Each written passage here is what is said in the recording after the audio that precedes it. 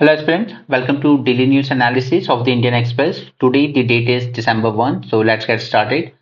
Front page पर हमारे पास है एग्जिट पोल की न्यूज, तो फिलहाल ये हमारा कंसर्न नहीं है। 3 दिसंबर को रिजल्ट आएंगे तब पता चल जाएगा कि स्टेट में कौन ने सरकार बनाई है। नेक्स्ट इज कि गवर्नमेंट की स्पेंडिंग जो थी उस वजह से इस क्वार्टर का जो ग्रोथ रेट देखने को मिला है वो एक्सपेक्टेशन से बेटर रहा है। राइट, तो आपको पता है ईयर को हम लोग 4 क्वार्टर में डिवाइड करते हैं। ठीक है, फर्स्ट क्वार्टर आपका हो जाता है अप्रैल मई जून, और सेकंड क्वार्टर होता है आपका जुलाई अगस्त एंड सितंबर, 3 मंथ का। ठीक है, तो क्वार्टर वन का डेटा पहले ही आ चुका था, उसमें भी हमारी जीडीपी ग्रोथ रेट अच्छी रही थी, और अब क्वार्टर टू का आया है तो इसमें भी एक्सपेक्टेशन से बेटर रही है। एंड मेन रीजन क्या रहा है? मेन रीजन रहा है government spending, specially capital spending. Okay, एक होता है प्राइवेट सेक्टर का इन्वेस्टमेंट, तो प्राइवेट सेक्टर का इन्वेस्टमेंट तो उतना अच्छा नहीं आ रहा है अभी, तो इसलिए ऐसे टाइम पर जरूरी हो जाता है गवर्नमेंट वो स्पेंडिंग करे, वो इन्वेस्टमेंट पुश करे इकोनॉमी में ताकि ग्रोथ रेट मेंटेन रहे। तो जुलाई से सितंबर का जो क्वार्टर है उसमें ग्रोथ रेट रही है 7.6%, जो कि हमारा सेकंड क्वार्टर है, led by manufacturing sector which jumped 13.9% year on year. Okay, release कौन करता है डेटा? तो एनएसओ रिलीज करता है। बट अगेन आगे भी कुछ कंसर्न है, जैसे वीक एग्रीकल्चर आउटलुक। कल हमने बात की थी कि पैडी के अंडर में जो एकरेज है, एरिया, वो थोड़ा सा रिड्यूस हुआ है इस बार फ्लड्स की वजह से। Right, normalising the base. Base effect बहुत इंपॉर्टेंट रोल प्ले करता है कि आपकी ग्रोथ रेट क्या रहेगी। जैसे मैंने आपको एग्जांपल दिया था, कोई अगर 50% से कोई स्टूडेंट जंप करता है 75% पर, तो वो बहुत खुश होता है कि उसने बहुत बड़ा जंप मारा है। ठीक है, लेकिन अगर कोई 70 से जंप करता है 75% पर, तो उसकी ग्रोथ रेट हमें उतनी ज्यादा नहीं दिखती है। क्यों? क्योंकि उसका ऑलरेडी बेस ज्यादा था, यहाँ पे बेस कम था, इसलिए ग्रोथ रेट ज्यादा दिखी है। तो ये जो क्वार्टर टू का डेटा आया है वो पिछले साल का जो क्वार्टर टू था, पिछले ईयर का, उससे कंपेयर होके दिया जाता है। तो उस वक्त बेस ही कम था हमारा, इसलिए भी ग्रोथ रेट थोड़ी ज्यादा दिख रही है। लेकिन पिछले साल क्वार्टर थ्री का डेटा थोड़ा बेटर था, तो अब जब इस साल के क्वार्टर थ्री का डेटा आएगा तो बेस जो है वो थोड़ा नॉर्मल रहेगा, तो शायद ग्रोथ रेट भी कम देखने को मिलेगी। दूसरा, टैपिड ग्लोबल ग्रोथ। वो तो सभी जगह इस वक्त ग्लोबल ग्रोथ को बहुत नीचे जा रही है। प्राइम मिनिस्टर ने कहा है मेरे लिए सिर्फ there are four caste that is poor, youth, women and farmer, और चारों के चारों ही परेशान है। Anyway, matter of concern not a policy. यहाँ पर यूएस गवर्नमेंट ने जो एक्यूज किया था कि एक इंडियन ऑफिशियल है, उसने हायर किया था एक सिटीजन को, निखिल गुप्ता को, ठीक है, to kill that Sikh for justice organisation के जो चीफ हैं, Pannu, at the New York. Okay, at the behest of Indian officials. तो हो सकता है ये इंडिया मान रहा है चलिए ऐसा कुछ होगा, लेकिन ये कोई हमारी इंडिया की पॉलिसी नहीं है कि हम ऐसा कुछ करना चाहते थे। हम एग्जामिन करेंगे ये कि ये क्यों हुआ है, आपने जो कंसर्न रेज किया है it is serious. Okay, in a first remark after US federal prosecutor accused an Indian official of planning and directing a plot from India to kill Khalistani separatist. Okay, तो India ने कहा है it is a matter of concern and it is contrary to government policy. और मैंने आपको already समझा दिया है कि क्या डिफरेंस है, क्यों हमने कनाडा के कंटेक्स्ट में अलग रिस्पॉन्ड वे में रिस्पॉन्ड किया, यूएसए के कंटेक्स्ट में हमने अलग वे में रिस्पॉन्ड किया, क्योंकि वहां पर हम पर एक्यूजेशन लगाए गए हैं कि आपने एक आदमी को मार दिया है, निज्जर। ओके, तो ऑब्वियसली बात है, उसको डिनाई करनी है। यहाँ पे एलिगेशंस लगे हैं कि आपने ऐसी कुछ प्लॉटिंग की थी, planning and plotting to assassinate this person Pannun. ठीक है, और दूसरा रीजन ये है कि यूएसए के साथ हमारे जो टाइज हैं, specially the strategic ties, strategic and military ties, वो बहुत स्ट्रांग है, और हम नहीं चाहते कि कनाडा के साथ जैसे फुल फ्लैजेड डिप्लोमेटिक रिलेशन पूरे नीचे चले गए, ओके, ऐसा कुछ यूएसए के साथ हो। इसलिए हम लोग ये स्ट्रेटेजिक रिलेशन की वजह से भी यूएसए का जो ऑब्जेक्शन है, जो कंसर्न है, उसको सीरियसली एग्जामिन कर रहे हैं। Right, because USA as a partner is far more important than Canada और इवन एनी अदर कंट्री। यहाँ पर इंडिया ने क्लियर कह दिया है कि कोल गिव अप करना कोई ऑप्शन नहीं है हमारे लिए, at least for next 15 years, half 1.5 decade. Okay, India is not in position to abandon its reliance on coal for electricity generation anytime soon, even as it rapidly ramps up renewable energy supplies to ensure quick transition to green energy. और कल इसके साथ मैंने आपके साथ discuss किया था 5 strict no, okay, जो इंडिया ने रेड लाइन बना रखी है क्लाइमेट नेगोशिएशन में कि ये हम बिल्कुल एग्री नहीं करेंगे। पहला था कि हमसे उम्मीद मत कीजिए कि हम आपको कोई पीक ईयर बताएंगे कि इस पीक ईयर तक हमारे एमिशन हाई हो जाएंगे, उसके बाद हम डिक्रीज करेंगे। चाइना ने दिया होगा अपना पीक ईयर कि 2030 तक हो जाएगा उसका, सभी कंट्रीज ने दिया है, बट इंडिया ने कह दिया हम बिल्कुल नहीं दे सकते अभी। क्यों? क्योंकि हम भले ही वर्ल्ड के थर्ड लार्जेस्ट एमिटर हों, लेकिन पर कैपिटा की जब बात आती है तो हम लोग ग्लोबल का जो एवरेज एमिशन है उसके लेस देन हाफ है हमारे एमिशन। ओके, तो पर कैपिटा एमिशन हमारे बहुत कम है, इसलिए हमसे आप ना तो अभी पीक ईयर बताने की बात कीजिए। सेकंड, सीबीडीआर जो प्रिंसिपल है, ऑलरेडी ये थोड़ा सा इरोड हो चुका है, बट स्टिल इसके साथ हम कॉम्प्रोमाइज नहीं करते हैं। ओके, डेवलप कंट्रीज की रिस्पॉन्सिबिलिटी है कि वो डेवलपिंग कंट्रीज को सपोर्ट करें, इसी के लिए लॉस एंड डैमेज फंड बनाया गया है और आपको इसमें फंडिंग देनी चाहिए। नेक्स्ट इज, हमने कहा था कि एग्रीकल्चर सेक्टर को डीकार्बोनाइज करने की बात मत कीजिए, क्योंकि ये अगर करने जाएंगे हम लोग तो हमें काफी सारा क्रॉपिंग पैटर्न अपना चेंज करना पड़ेगा।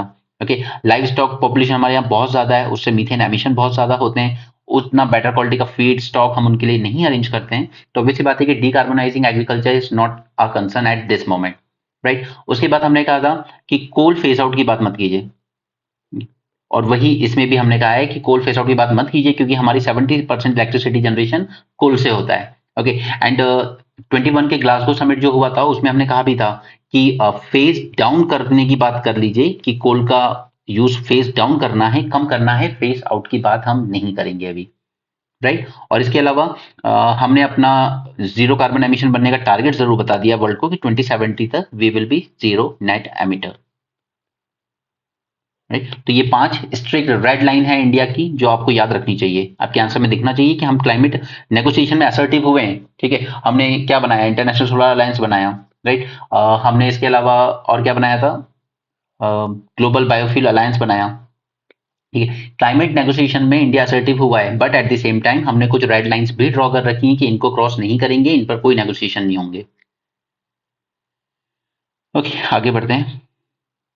ये रेड होल माइनिंग, इस पे हम ऑलरेडी पूरी डिटेल में बात कर चुके हैं पहले, आप 2 दिन पहले का डिस्कशन देख सकते हैं।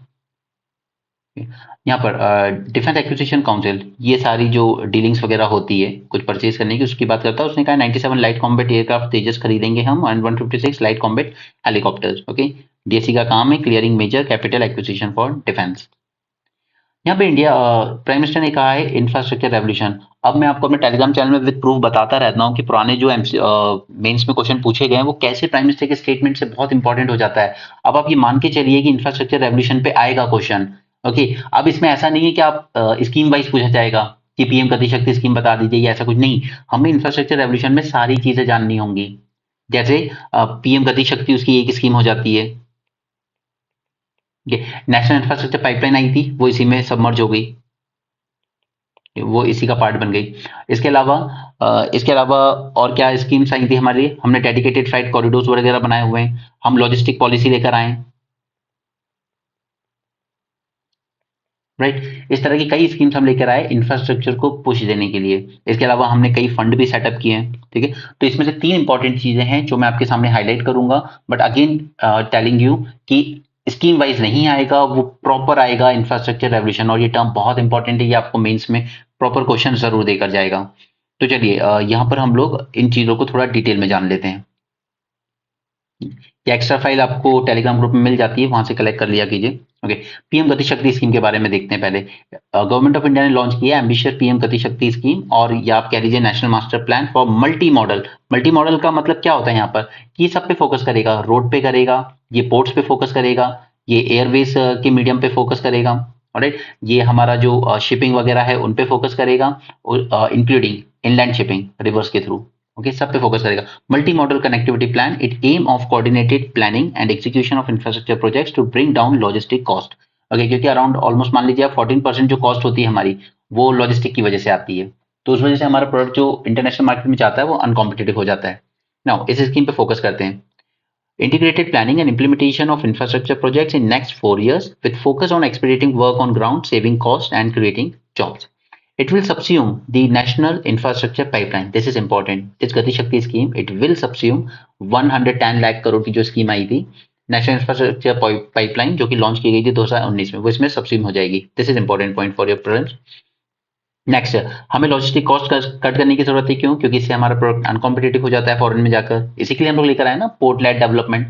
पोर्ट के पास ही क्लस्टर बनाएंगे, इलेक्ट्रॉनिक क्लस्टर बनाएंगे, मैन्युफैक्चरिंग क्लस्टर बनाएंगे, ताकि वहीं पे मैन्युफैक्चर हो और वहीं से पोर्ट के थ्रू तुरंत एक्सपोर्ट हो जाए, ताकि हम एक्सपोर्ट में हम बेटर कॉम्पीट कर पाए।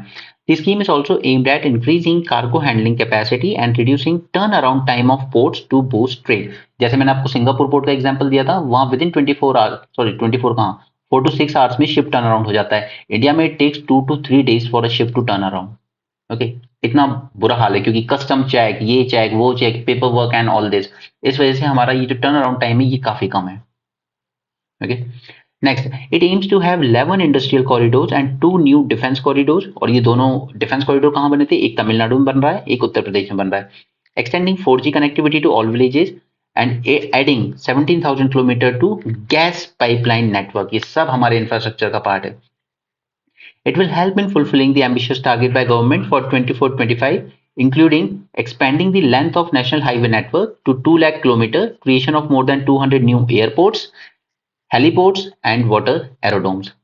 Integrated approach है, क्यों? Because it bring together 16 infrastructure related ministries, देखिए चाहे वो हाईवे मिनिस्ट्री आ जाए, पोर्ट्स आ जाए, पोर्ट एंड शिपिंग वाली, सिविल एविएशन वाली आ जाए, ओके, ये सब इसमें आ जाती हैं। It will help in removing long standing issues such as disjointed planning, क्योंकि हमारे यहाँ प्लानिंग जो होती है काफी स्लोज में होती है। अब जैसे हाईवे मिनिस्ट्री ने अपने रोड बना दिए, ठीक है, एक मिनिस्ट्री ने अपने पोर्ट वगैरह डेवलप कर लिए, किसी ने अपने एयरपोर्ट डेवलप कर दीजिए, ओके, कहीं पे रेलवे लाइन डेवलप कर दी, बट ये सब प्लानिंग अपनी अपनी चल रही है सिलोस में, ठीक है। जबकि हमें क्या करना है, हमें लास्ट माइल कनेक्टिविटी प्रोवाइड करनी है कि रेलवे के थ्रू सामान यहाँ तक आया, फिर वहां से रोड के थ्रू पोर्ट तक पहुंचा और पोर्ट से एक्सपोर्ट हो गया, ओके। इंटीग्रेटेड प्लानिंग होनी चाहिए ताकि एक लास्ट माइल कनेक्टिविटी इंश्योर की जा सके कि ऐसा ना हो कि रेलवे से आया, फिर वहां से अनलोड करेंगे ट्रक में, फिर ट्रक से पोर्ट तक आएगा, फिर वहां पे फिर अनलोड करेंगे। नो, हमें कुछ इस तरीके की प्लानिंग करनी चाहिए कि रेलवे से कनेक्टिविटी ट्रैक सीधे पोर्ट तक ही डाले जाएं, ताकि बीच बीच में लोडिंग अनलोडिंग और जो टाइम जा रहा है, अल्टीमेटली लॉजिस्टिक कॉस्ट बढ़ रही है ना, वो चीज कम हो पाए। तो इसी के लिए हम लोग क्या लेकर आए, हम लोग डेडिकेटेड फ्राइट कॉरिडोर लेकर आए, ठीक है। वेस्टर्न में भी एक बनाया है और ईस्टर्न में बनाया है। वेस्ट वाला कनेक्ट करता है आपको दिल्ली से लेकर मुंबई तक। इसमें क्या कर रहे हैं हम, सेपरेट ट्रैक डाल रहे हैं, रेलवे ट्रैक, ओके, जिसपे सिर्फ फ्राइट वाली ट्रेन ही चलेंगी। क्योंकि एग्जाम्पल अगर मैं कंपैरिजन आपको बताऊं, तो चाइना में पैसेंजर ट्रेन तो खैर आप जानती हैं, उनकी बुलेट ट्रेन वगैरह 400-500 किलोमीटर पे चलती है, और हमारी जो पैसेंजर ट्रेन है वो ज्यादा ज्यादा भी 160 किलोमीटर तक जा रही है, ठीक है। लेकिन जब फ्राइट ट्रेन की बात करते हैं ना, जिसे हम मालगाड़ी कहते हैं, जो सामान ले जाती है, चाइना में उनकी फ्राइट ट्रेन की भी average speed 100 kilometre per hour है, हमारी है average speed just 25 kilometre per hour, okay. इसीलिए चाइना का ये जो इंफ्रास्ट्रक्चर बेस्ट क्वालिटी का है ना, वर्ल्ड में सबसे फास्ट एंड एफिशिएंट, इसलिए कंपनीज वहां जाकर मैन्युफैक्चरिंग करना पसंद करती है, ना कि इंडिया में। और इस 25 किलोमीटर पर आवर की जो एवरेज है, इसी को इंप्रूव करने के लिए हम क्या लेकर आए, डेडिकेटेड फ्राइट कॉरिडोर। डेडिकेटेड से यहाँ पे मतलब है कि इन रेलवे ट्रैक्स पर सिर्फ फ्राइट वाली ट्रेन ही चलेंगी, पैसेंजर वाली नहीं चलेंगी, ओके। और फिर ये जो डेडिकेटेड फ्राइट कॉरिडोर बनेगा दिल्ली से लेके मुंबई तक, ठीक है, इसमें रेलवे ट्रैक जो डलेंगे वो सिर्फ इसलिए डाले जाएंगे कि यहाँ पे फ्राइट ट्रेन चलेंगी। तो इसके अक्रॉस ही इन डेडिकेटेड फ्राइट कॉरिडोर के अराउंड ही हम लोग क्लस्टर बनाएंगे मैन्युफैक्चरिंग के, ओके, ताकि मैन्युफैक्चरिंग हुई, तुरंत रेलवे स्टेशन भेजा, वहां से लोड हो गया, वहां से पोर्ट पे चला गया, राइट। ताकि अल्टीमेटली क्या होगा कि जो लॉजिस्टिक टाइम है और कॉस्ट है, ये दोनों रिड्यूस की जा सके। क्लियर? नेक्स्ट, इसके लिए हमने एक डिजिटल प्लेटफॉर्म भी बनाया है। It involves creation of A common umbrella platform through which infrastructure projects can be planned and implemented in an efficient manner by way of coordination between various ministries and departments on real-time basis. Concern क्या है इसमें? Low credit takeoff. Although government has taken up strong banking sector reforms and yielded about 2.4 lakh crore of recoveries on bad loans, there are concerns about declining credit offtake. Okay, ये bank के लिए concern रहा है कि NPS इतने ज्यादा हो गए कि वो बहुत कॉशियस हैं, लोन देना है कि नहीं देना है। Bank give credit of tax to help businesses acquire financing for future projects through the promise of future income and proof of existing market. Second is lack of demand. तो post कोविड-19 scenario जब आया था तो lack of private demand and investment demand थी थोड़ी market में, but अभी थोड़ी इंप्रूव हो रही है, बट स्टिल प्राइवेट इन्वेस्टमेंट में हमें उतना तेज जंप देखने को नहीं मिल रहा है। और इन्वेस्टमेंट का सबसे बड़ा एक सोर्स होता है हाउस होल्ड सेविंग, जो आप लोग हम लोग फिक्स डिपॉजिट वगैरह में जो करते हो, तो ये हाउस होल्ड सेविंग भी एक टाइम पर 36% तक जाती थी, ओके। लेकिन महंगाई बढ़ी, इन्फ्लेशन बढ़ा, लोगों के खर्चे बढ़े, ओके, डेली, तो ये हाउस होल्ड सेविंग भी डिक्रीज होते होते 28% पे आ गई है, जो कि अच्छे साइन नहीं है हमारी इकोनॉमी के लिए। Now, structural problems due to land acquisition delays, जैसे फॉर एग्जांपल हम लोग हाई स्पीड रेल चला रहे हैं मुंबई टू अहमदाबाद, उसमें वो बन जानी थी 2022 तक, ठीक है, लेकिन उसमें अभी तक प्रॉब्लम आ रही है। सबसे मेजर इशू था लैंड एक्विजिशन का। लैंड एक्वायर करना इंडिया में इतना आसान नहीं है इंफ्रास्ट्रक्चर प्रोजेक्ट से। फिर कहीं पे लिटिगेशन डल जाती है कि इससे एनवायरमेंट को हार्म होगा, इससे ये हार्म होगा, वो हार्म होगा, एंड से सरदार सरोवर डैम, नर्मदा बचाओ आंदोलन हुआ, ठीक है, लिटिगेशन इश्यूज में चला गया, वो काफी डिले हो गया। Rate of implementation of project is very slow on global standards. कई प्रोजेक्ट्स ऐसे हैं जो 25-25 साल से चले आ रहे हैं, वो अब जाके कंप्लीट हो रहे हैं, तो ये इंडिया की एक प्रॉब्लम है। Getting approval is very difficult in terms of land access, environmental clearances, also impending litigation in court delays the infrastructure project. ठीक है, तो ये एक स्कीम बता दी है मैंने। दूसरा मोनेटाइजेशन पाइपलाइन पे आते हैं। देखिए मोनेटाइजेशन पाइपलाइन का मतलब एक सिंपल सी बात समझ लीजिए कि यहाँ पर कोई ये प्राइवेटाइजेशन नहीं हो रहा है, कोई ओनरशिप ट्रांसफर नहीं की जा रही है। इट्स जस्ट लाइक कि सपोज गवर्नमेंट का कोई पोर्ट है या कोई हाईवे है जहां पर टोल कलेक्ट करने का राइट देना चाहती है वो, ठीक है, तो गवर्नमेंट को चाहिए पैसे, तो वो एक प्राइवेट आदमी को कहेंगे आप एक काम कीजिए, मुझे अपफ्रंट इतना पैसा दे दीजिए गवर्नमेंट को, ठीक है, आप अपफ्रंट हमें इतना पैसा दे दीजिए, फिर आप ओवर द ईयर से 10, 20, 30 ईयर्स आप अपना धीरे धीरे रिकवर करते रहना। ओके, जैसे का पोर्ट था तो वहां पे जो भी शिप्स वगैरह आएंगे या जो भी चार्जेस फी वगैरह लगाएंगे उससे रिकवर करते रहना। तो वैसी बात है कि उसने जो अपफ्रंट दिया होगा उससे ज्यादा ही बनाएगा, ठीक है, लेकिन ओवर द ईयर बनाएगा। इस वक्त गवर्नमेंट को चाहिए नए इन्वेस्टमेंट करने के लिए एक साथ पैसे। ओके, तो आप सिर्फ उस आपका जो एसेट था, गवर्नमेंट का जो एसेट था उसकी वैल्यू को मोनेटाइज कर रहे हो, आप सेल आउट नहीं कर रहे हो, आप मोनेटाइज कर रहे हो कि मुझे एक साथ पैसा दे दीजिए, मैं आपको इतने साल तक कलेक्शन के राइट दे देता हूँ, 10, 20, 30 ईयर्स तक, उसके बाद आप मुझे मेरा एसेट लौटा दीजिएगा जब आपकी रिकवरी पूरी हो जाए, right. Now, Government of India has launched National Monetization Pipeline. It estimates to aggregate monetization potential of 6 lakh crore through core asset of central government over a 4-year period from 22 to 25. Right? It is in line with Prime Minister's strategic disinvestment policy, under which government will retain presence in only few identified areas, with the rest tapping to the private sector. It aims to unlock the value of brownfield project. अभी मैं आपको greenfield and brownfield project में फर्क बता दूंगा। Okay, by engaging the private sector, transforming them the revenue rights, just revenue rights. This is your word. सिर्फ revenue right transfer कर रहे हैं हम, asset transfer नहीं कर रहे हैं उनको, and not the ownership in the project, using the funds generated for infrastructure creation across the country. NMP announced to provide a clear framework for monetization and give potential investor a ready list of assets to generate investment interest. Okay, आपको बना बनाया asset मिल रहा है जिससे आप revenue generate कर सकते हो अगर आप हमें अपफ्रंट पेमेंट कर दो तो। Budget 21-22 identify monetization of operating public infrastructure asset as key means of sustainable infrastructure financing. क्योंकि सस्टेनेबल जब भी होगी ना जब मैंने एक जगह तो इन्वेस्ट कर दिया, अब मैं इंतजार थोड़ी करूंगा कि वो धीरे धीरे मुझे रिटर्न देगा। मैं किसी प्राइवेट वाले को सेल करूंगा, मुझे एक साथ पैसे दे दो, मुझे अगले प्रोजेक्ट में इन्वेस्ट करना है, आप यहाँ से धीरे धीरे रिकवर करते रहना।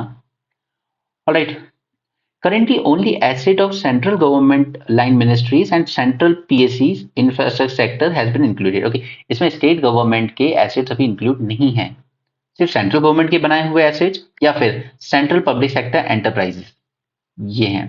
Government has stressed that there are these are brownfield assets, just a second, these are brownfield assets which have been de-risked from execution risk, therefore should encourage private investment. Roads, railways, power sector comprise over 66% of total estimated value. See, just three ministries: road, railways and power sector. 66% assets तो इन्हीं के हैं जो monetise किए जाएंगे। बाकी की जो बचे हैं जैसे telecom, mining, aviation, port, natural gas, petroleum products, pipeline, warehouses, stadiums etcetera वो भी किए जाएंगे। मोनेटाइजेशन का फर्क मैंने आपको बता दिया है, ठीक है। मोनेटाइजेशन प्राइवेटाइजेशन से अलग है, आप सिर्फ रेवेन्यू राइट ट्रांसफर कर रहे हो प्राइवेट पार्टीज को, you are not just for upfront payment, you are not privatising the asset as such. Okay, तो रेट्स, इनवेट्स, ये सब क्या थी? All these were key structure used to monetise the asset in road as well as power sectors. Okay, now these are listed on stock exchange, providing investors liquidity through secondary market as well. कई तरीके होते हैं जैसे operate maintain transfer, toll operate transfer, operation maintenance and development. ये सारे चीजें मैंने आपके साथ एक सेशन किया था ऑन रोड इंफ्रास्ट्रक्चर, ठीक है, उसमें मैंने ये सारी चीजें समझा दी, ये सब मॉडल्स क्या होते हैं। ग्रीनफील्ड एंड ब्राउनफील्ड प्रोजेक्ट, अब अगर आप जीरो से स्टार्टिंग से कोई एयरपोर्ट बनाते हो, ठीक है, वो कहलाता है ग्रीनफील्ड प्रोजेक्ट, न्यू इन्वेस्टमेंट एकदम। ब्राउनफील्ड, सपोज कहीं पे ऑलरेडी एयरपोर्ट बना था, ठीक है, एक एयर स्ट्रिप थी, आपने 2 एयर स्ट्रिप और बना दी, यानी आपने उसका एक्सपेंशन किया है उस एग्जिस्टिंग एयरपोर्ट का, इसे कहते हैं brownfield investment. Clear? Greenfield absolutely new investment, brownfield expansion of already existing thing. Now एक और चीज देखनी है, India infrastructure project development fund, क्योंकि ये सेटअप किया गया है अभी बजट के टाइम पर। तो इंफ्रास्ट्रक्चर फाइनेंस सेक्रेटेरिएट जो कि मिनिस्ट्री ऑफ फाइनेंस के अंडर में आता है, it launch IIPDF, that is India infrastructure project development fund portal. Okay, ये ऑनलाइन प्लेटफॉर्म है. It will allow the submission of applications under IIPDF scheme, reducing processing time, paper work, facilitating timely approval. और ये जो scheme थी, fund तो setup किया गया, ये स्कीम थी क्या? तो it was created in department of economic affairs, that is ministry of finance, with an initial corpus of 100 crore for supporting development of PPP projects. DEA restructured the existing fund as a central sector scheme, और central sector and centrally sponsored, इन दोनों scheme में मैं आपको फर्क बता चुका हूं, sponsored and sector. इसमें सेक्टर स्कीम है अगर, तो 100% फंडिंग सेंटर देगा, और स्पॉन्सर्ड है तो सेंटर और स्टेट शेयरिंग करेंगे. अरे ऑब्जेक्टिव क्या है? It is aimed at providing financial support for quality projects development scheme. Significance: sponsoring authority will be able to source funding to cover a portion of PPP transaction cost, thereby reducing the impact of cost related to procurement of their budget. Okay, चलिए, तो ये हो गया infrastructure revolution की बात. Okay, इसी में आप डेडिकेटेड फ्राइट कॉरिडोर और लॉजिस्टिक पॉलिसी, ये दोनों मैं ऑलरेडी रोड वाले सेक्टर में डिस्कस कर चुका हूँ. रोड, रेलवे और पोर्ट, मैंने 3 वीडियो बनाए थे आपके लिए. उसमें मेंस 450 प्लस में तीनों लेक्चर मिल जाएंगे, तो ये 3 स्कीम आपकी वहां से कवर हो जाएगी. पीएम गति शक्ति और मोनेटाइजेशन पाइपलाइन मैंने आपके साथ यहाँ पर कवर कर दी है. इंडिया चाइना ये कमांडर लेवल की मीटिंग कर रहे हैं, कोशिश कर रहे हैं फुल डिसंगेजमेंट हो पाए ईस्टर्न लद्दाख में. जब हो पाएगी तब देखेंगे. मलेरिया केसेस, बस इतना ही याद रखना है, मलेरिया केसेस वर्ल्ड ओवर तो बढ़ रहे हैं, but it dip in India, so that is good thing. India continue to witness a decline in malaria cases and death in 2022. Cases और डेथ की बात करें तो they were decrease of 30% and 34% respectively. Okay, finally कल शुरुआत हुई है corp summit की, कॉप 28 की दुबई में. और यहाँ पर लॉस एंड डैमेज फंड जो था, जो पिछले साल कॉप 27 में, जो कि इजिप्ट में हुई थी, शर्मल शेख जगह पर, उसमें स्टैब्लिश किया गया था, बट उसमें पैसे नहीं डाले गए थे. बट कल इसमें मनी अनाउंस किया गया है. It began on Thursday with the operationalisation of loss and damage fund for developing countries. इसमें दिए गए हैं $475 मिलियन. बहुत कम है, उम्मीद से तो बहुत ज्यादा कम है. ओके, ये इमीडिएटली कमिट किए गए. Loss and damage fund was setup during COP 27. Sharm el Sheikh summit हुआ था इजिप्ट में तब. ये फाइनेंशियल असिस्टेंस प्रोवाइड करेगा to countries recovering from climate disasters such as extreme weather events, and it will be used to finance measures to deal with other climate related emergencies like sea level rise, migration and displacement. But obviously, this fund is inadequate comparison to the requirement. Now, WMO ने finally कह दिया है officially, it is official that 23 is the warmest year. WMO ने कहा है. Okay, और कितना warm हुआ है? तो ये 1.4 डिग्री गर्म रहा है compare to pre industrial level. और हमने गोल क्या रखा था पेरिस क्लाइमेट में? 1.5 डिग्री, तो उसके नियर ही पहुंच गया ऑलमोस्ट. प्रीवियस हॉटेस्ट ईयर था 2016, जब 1.29 डिग्री हॉट हुआ था. State of global climate report कौन रिलीज करता है? WMO. ऐसे ही याद करते चलो बस, जैसे हमने एमिशन गैप रिपोर्ट याद की ना, UNDP रिलीज करता है, उसी तरीके से state of global climate report WMO release करता है. इसने 3 ग्रीन हाउस गैसेस को एग्जामिन किया था, carbon dioxide, methane and nitrous oxide, and they were at their highest in 22. इसके अलावा ocean heat content as well as global mean sea level, ये भी सबसे हाई लेवल पर है अपने. Antarctic sea ice extent was at its lowest level. Okay, Antarctic ice बहुत तेजी से मेल्ट हो रही है. और आर्कटिक के बारे में भी हमने पढ़ा था that it is warming 4 times faster than rest of the globe. ये बात सेम पॉइंट बार बार बोल के आपको रिवाइज कराता रहता हूँ ताकि आप इजिली चीजें याद रख सके. यहाँ पर गवर्नर, अब आपको पता है गवर्नर होते हैं चांसलर यूनिवर्सिटीज के. ओके, तो सुप्रीम कोर्ट ने कहा है governor acting as a chancellor does not bound by advice of minister, यानी council of minister. Council of minister की एडवाइस पे गवर्नर को काम करना होता है, that is true. Okay, but when governor is acting in capacity as a chancellor of university, तो वहां पर वो अपनी मर्जी से काम कर सकता है, वहां पर उसको काउंसिल ऑफ मिनिस्टर की एड एंड एडवाइस की जरूरत नहीं है. बस इतना सा पॉइंट याद रख लो. क्लियर? ये वही है कि हमारी सेकंड क्वार्टर की ग्रोथ अच्छी रही है, तो ये तो सेक्टर वाइज एनालिसिस करते रहते हैं, हमारे काम का नहीं है. हमारे काम का सिर्फ इतना है कि प्राइवेट कंजम्पशन जो लोगों की तरफ से डिमांड होती है वो अभी भी स्लो डाउन में है. ओके, हालांकि इन्वेस्टमेंट हेल्दी है, majority because government is investing heavily. Government spending also remains robust. Sustainable सब पार परफॉर्मेंस इन एग्रीकल्चर, ये कंसर्न रहेगा. ओके, क्योंकि पैडी का जो आउटकम आने वाला है उसमें कुछ डिक्लाइन देखने को मिलेगा. टाइटर फिस्कल कंडीशन, क्योंकि गवर्नमेंट ऑलरेडी अपने एक्सपेक्टेड बजट डेफिसिट का 45% स्पेंड कर चुकी है. ओके, ऑलरेडी स्पेंड कर चुकी है. तो उनको अपना फिजिकल डेफिसिट भी मेंटेन करना है। Second is likelihood of government spending slowing down towards the end. Okay, क्यों? क्योंकि 24 में जनरल इलेक्शन आ जाएंगे तो फिर वो मॉडल कोड ऑफ कंडक्ट वगैरह आ जाएगा। उसके बाद फिर आप बजट में कुछ ज्यादा नई चीजें अनाउंस नहीं करते हो एज अ नॉर्म, कि जो इलेक्शन ईयर होता है उसमें कोई नई अनाउंसमेंट ज्यादा नहीं की जाती है। यहाँ पर वरुण गांधी ने ये लिखा है, बट इन जनरल जनरल बात ये है कि हमें पैलेस्टीन पर अपना जो स्टैंड है उसको डाइल्यूट नहीं करना चाहिए। अदरवाइज वो जो हम ग्लोबल साउथ की लीडरशिप की बात कर रहे हैं ना, उसमें ऐसा परसेप्शन क्रिएट होगा कि इंडिया तो यूएसए और इसराइल की तरफ टिल्ट हो रहा है, ये क्या ग्लोबल साउथ का लीडर बनेगा, राइट? बट इंडिया का स्टैंड बहुत क्लियर है, we are against the Hamas but not against the Palestine, और हम लोग आज भी सपोर्ट करते हैं 2 स्टेट सॉल्यूशन को। ओके, नेक्स्ट इज इन्होंने कहा है कि पब्लिक का कॉन्फिडेंस इलेक्शन में इंक्रीज तो हुआ है, ठीक है, विद इलेक्ट्रिक वोटिंग मशीन आने से। क्योंकि देखिए बैलेट पेपर को आपने पुरानी फिल्मों में देखा होगा, इसको मैनिपुलेट करना और ज्यादा आसान होता था, ठीक है। ईवीएम को फिर भी उतना आसान नहीं होता है, लेकिन फिर भी अगर अभी भी ट्रस्ट उतना हाई नहीं है तो इसको इलेक्शन कमीशन को एड्रेस करते रहना चाहिए। तो इसको एड्रेस करने के लिए हम लोग लेकर आ गए वीवीपैट मशीन, राइट? कि आप वो स्लिप देख सकते हो, आपने जिसको वोट दिया उसी को गया, उसके बाद वो स्लिप कट के अपने आप बॉक्स में गिर जाएगी। बट कहीं ना कहीं और भी कई रिफॉर्म्स हैं जो होने चाहिए, जैसे वीवीपैट स्लिप, तो एटलीस्ट 10% स्लिप मैंडेटरी होना चाहिए कि इसकी काउंटिंग तो की जानी चाहिए। ओके, नेक्स्ट, आपको पता है हर कॉन्स्टिट्यूंसी में अलग अलग बूथ लेवल पर इलेक्शन होते हैं।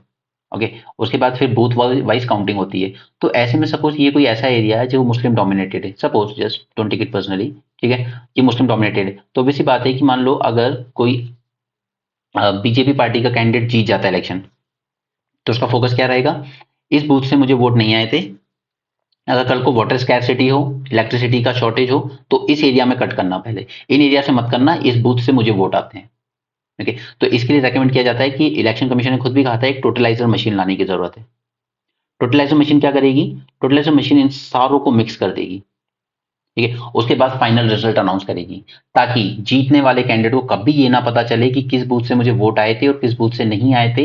And this totaliser machine will ultimately help him कि आपको काम अब सबके लिए करना पड़ेगा, आपको नहीं पता है कि आपको किस कॉन्स्टिट्यूंसी से वोट आए और किससे नहीं आए, ठीक है। मुस्लिम वाला एंगल भी निकालने चलिए तो कई जगहों पर एससी, जैसे अभी एमपी में एक जिले पे हुआ था कि एससी के गांव के लोगों को वोट देने नहीं जाने दे रहे थे। वहां का जो भी पावरफुल कैंडिडेट खड़ा हुआ था वो उनको वोट देने नहीं जाने दे रहा था, कि उसको लग रहा था कि ये लोग मुझे वोट नहीं देंगे, ठीक है। तो उसने गांव में पत्थरबाजी हुई, फिर इस तरह का कुछ इशू हुआ, न्यूज में था। ओके, तो ऐसे कैंडिडेट के अगेंस्ट फिर वो काम करेगा। तो एटलीस्ट टोटलाइजर मशीन से ये हो जाएगा कि आप किसी को हाँ हॉन्ट नहीं कर सकते जीतने के बाद, राइट? नेक्स्ट, आपने नोटा तो दे दिया, नोटा, ठीक है, लेकिन कई कॉन्स्टिट्यूंसी में ऐसा भी हुआ है कि ऑलमोस्ट 12% लोगों ने नोटा यूज किया है। ओके, और जीतने वाले को हार्डली 25% मिले होंगे। तो अब ये 25% 100% वोटर्स को रिप्रेजेंट नहीं करता। तो at the same time NOTA को कहीं ना कहीं थोड़ा सा लीगल बनाने की भी जरूरत है, कि अगर किसी भी कॉन्स्टिट्यूंसी में नोटा को मैक्सिमम वोट मिलते हैं तो वो इलेक्शन दोबारा से रिकंडक्ट होना चाहिए। Okay, reconduct with new candidates.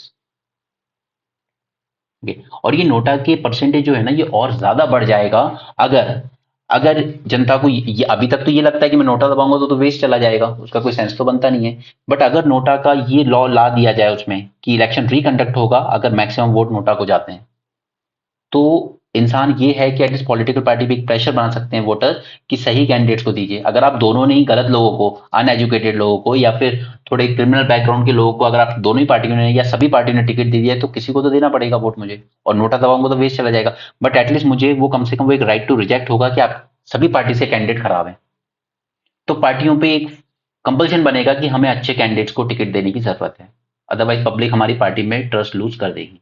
बोले तो ये totaliser machine and NOTA, NOTA को थोड़ा स्ट्रेंथन करने की जरूरत है, ठीक है, या कह लीजिए कि राइट टू रिजेक्ट देने की जरूरत है, ठीक है। आपके सारे कैंडिडेट बेकार हैं, we are using our right to reject as a voter. ये दो रिफॉर्म करना बहुत जरूरी है इलेक्शन कमीशन में। बाकी इलेक्शन कमीशन ऑफ इंडिया में हम लोग वो तो देख ही चुके हैं ना, वो बिल वगैरह जो आया था कि सुप्रीम कोर्ट ने कहा था कि 3 मेंबर का पैनल बनाइए। अभी तक सरकार ही अपॉइंट करती थी चीफ इलेक्शन कमिश्नर को, ओके, और बाकी 2 इलेक्शन कमिश्नर भी होते हैं, और सिर्फ चीफ इलेक्शन कमिश्नर के रिकमेंडेशन पे इन दोनों इलेक्शन कमिश्नर को डिसमिस किया जा सकता था, यानी कि इनके पास सिक्योरिटी ऑफ टेन्योर नहीं थी, ओके, तो उन्हें हमेशा चीफ इलेक्शन कमिश्नर के साथ एग्री करना पड़ता था, और ये सिर्फ सरकार अपॉइंट करती थी, तो कहीं ना कहीं एक बायसनेस देखने को मिलती थी with in favour of ruling party. जैसे कोविड की सेकंड वेव के टाइम प्राइम मिनिस्टर ने जब तक अपनी सारी रैलियां खत्म नहीं कर दी तब तक इलेक्शन कमीशन ने रैली बैन नहीं की थी, जबकि सेकंड वेव में बहुत डेथ होना शुरू हो गई थी उस वक्त तक। बंगाल में इलेक्शन थे। ओके, 3 मेंबर की कमेटी पे सिलेक्ट होंगे। एक में होंगे प्राइम मिनिस्टर, दूसरे होंगे लीडर ऑफ अपोजिशन और थर्ड होंगे कोई भी कैबिनेट मिनिस्टर जिसको प्राइम मिनिस्टर ने नॉमिनेट किया होगा। अब देखिए लीडर ऑफ अपोजिशन में क्या कर लेगा, अगर ये 2 लोग किसी को चूज कर लेते हैं, ये 2 वोट मिल गए एक आदमी के फेवर में, और लीडर ऑफ अपोजिशन अगर अगेंस्ट भी चला जाए तो क्या होना है, वो तो फिर भी वही आदमी चीफ इलेक्शन कमिश्नर बनेगा ना, जिसको प्राइम मिनिस्टर चाहेंगे। कैबिनेट मिनिस्टर तो उनकी मर्जी से ही काम करेगा, राइट। तो इसलिए जरूरी था कि यहाँ पर कंसेंसस बेस्ड हो, कि जब तीनों एग्री होंगे उसी आदमी को चीफ इलेक्शन कमिश्नर बनाया जाए, बट ऐसा कुछ नहीं किया गया और इस बिल ने कहीं ना कहीं और ज्यादा बायसनेस को बढ़ा दिया है। ठीक है, तो ये कुछ रिफॉर्म है जो करने की जरूरत थी। इंडिया यूएस टाइज की बात है तो ये पन्नू का जो केस है इतना ज्यादा इंपॉर्टेंट नहीं है, बट फिर भी India US defence industrial corporation road map sign किया था हमने अभी यूएसए के साथ मई 23 में। ओके, तो which seeks to fast track technology corporation and coproduction in areas of mutual interest. याद कीजिए वो इंजन प्रोड्यूस करेंगे, हम लोग को प्रोड्यूस करेंगे इंजन, ठीक है, फॉर तेजस विमान, राइट। तो ये कॉर्पोरेशन है ना यूएसए के साथ डिफेंस का, इस वजह से हम लोग यूएसए का ये जो एक्विजिशन है उसको सीरियसली ले रहे हैं। कनाडा वाले को हमने नहीं दिया था। इंडिया का रिस्पॉन्स क्या है, we are considering the manner in which the reject similar Canadian allegation. वो रिजेक्ट कर दिए थे हमने, बट यूएस के एलिगेशन हम कंसिडर कर रहे हैं। यहाँ तक कि हमने कनाडा के लिए बहुत हार्श लैंग्वेज भी यूज की थी, जो हम सिर्फ पाकिस्तान अफगानिस्तान के साथ यूज करते हैं, that Canada as a safe haven for terrorist extremist and organise crime, but with US we are more cooperative. US के साथ हमारे रिलेशन बहुत अप डाउन रहे हैं शुरू से। जैसे 1971 वॉर के टाइम यूएस क्लियरली पाकिस्तान के साइड ले गया था, हमारे अगेंस्ट था। ओके, 2 न्यूक्लियर टेस्ट किए हमने 74-98 में और यूएस ने हम पे सैंक्शंस लगा दिए, ठीक है। उसके बाद फिर finally Indo US nuclear deal होती है 2008 में और रिलेशन थोड़े इंप्रूव होना शुरू होते हैं। बट स्टिल हम लोग क्लोज हैं, लेकिन उसके बाद भी हम डिपेंडेंट नहीं है उन पर, ठीक है। We have divergence over Russia Ukraine war, but उसके बाद भी टाइस हमारे अच्छे चल रहे हैं उनके साथ। US being India largest trading partner, trade कितना है, $191 बिलियन का। और सबसे अच्छी बात है कि यूएसए के साथ हमारा सरप्लस है ट्रेड, ठीक है। बैलेंस ऑफ ट्रेड जो है ना सरप्लस होता है यूएस के साथ, यानी कि हम ज्यादा एक्सपोर्ट करते हैं यूएस से और इंपोर्ट कम करते हैं।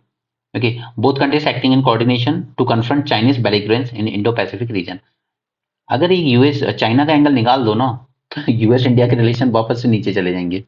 Anyway, fuel price revision viable only when crude oil stabilises $80 के आसपास, ठीक है। तो आपको ये पता है कि लास्ट ईयर मार्च से क्रूड ऑयल की प्राइसेस रिवाइज नहीं किए गए हैं, जो कि पहले कहा गया था कि डेली बेसिस पर रिवाइज होंगे, ठीक है? क्योंकि रशिया यूक्रेन के वॉर शुरू हुई उसके बाद प्राइसेस फिर से बढ़ गए थे। तो कहीं ना कहीं जब $80 के आसपास आ जाएंगे तब पीएसयूज इसको वापस से डेली बेसिस पर ले आएंगे। बट प्राइसेस ज्यादा रखने के लिए सऊदी क्या कर रहा है, कट कर रहा है अपने प्रोडक्शन को, ठीक है। Saudi Arabia will extend a cut in the amount of oil it sends to the world. OPEC plus alliance है इनका, इस पे अभी ये बात करते हैं अपन। Okay, see these are the countries of OPEC. 2 countries आती हैं साउथ अमेरिकन कॉन्टिनेंट से, इक्वेडोर एंड वेनेजुएला, ये इजिली याद रह जाएगी, ठीक है। उसके बाद ये जो रीजन है सबसे ज्यादा क्रूड ऑयल जो प्रोड्यूस करता है, ये इतना मुश्किल नहीं है जितना तुम्हें लग रहा होगा कि 13 कंट्रीज हैं तो 13 को कैसे याद रखें। इसमें से 2 तो आ गई साउथ अमेरिकन कॉन्टिनेंट से, इक्वेडोर एंड वेनेजुएला, राइट। उसके बाद यहां से देख लीजिए ईरान एंड इराक, दोनों बड़ी हैं, Saudi Arabia, all 3 big countries, right. 3 big countries plus छोटा सा कुवैत है, कतर है और यूएई है, ये 3+3, तो 6 कंट्रीज आ गई वेस्ट एशिया से। इसके बाद 6 और 2 8 हो गई, 5 और बची है, तो ये 5 आ जाएंगी अफ्रीका से। नॉर्थ अफ्रीका से 2 आती है, लिबिया एंड अल्जीरिया।